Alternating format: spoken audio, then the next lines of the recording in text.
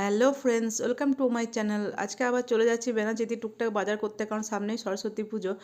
আর এই যাওয়ার আগে আমি আমার বাগানের গোলাপ ফুলটা একটু ফটো তুলে নিলাম, ভিডিও তুলে নিলাম। খুব সুন্দর হয়েছে, বিশাল বড় হয়েছে এই গোলাপটা। আর এখানে যে পেঁপে গাছের, এর আগে পেঁপে গাছের ভিডিও দিয়েছিলাম। তো এই পেঁপেটা পাকছে না অনেকদিন থেকে, তাই পেরে তরকারি করে কাঁচা সেদ্ধ করে খাওয়া হচ্ছে। কিন্তু খুবই প্রচণ্ডই মিষ্টি পেঁপেটা, খুব ভালো। পাকলে আরও ভালো হতো।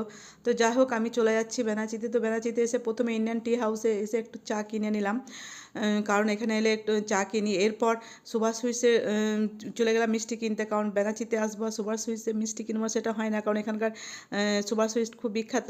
তো আমি বাড়ির জন্য কতগুলো লবঙ্গ লতিকা কিনে নিলাম। এরপর চলে গেলাম আমরা পরের দোকান বলতে বলতে দশকর্মা দোকানে যাব।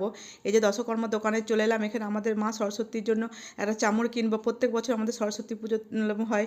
তো যাই হোক, আজকের ভিডিওটা এই পর্যন্ত। আর কালকে কী কী বাজার করলাম কালকের ভিডিওতে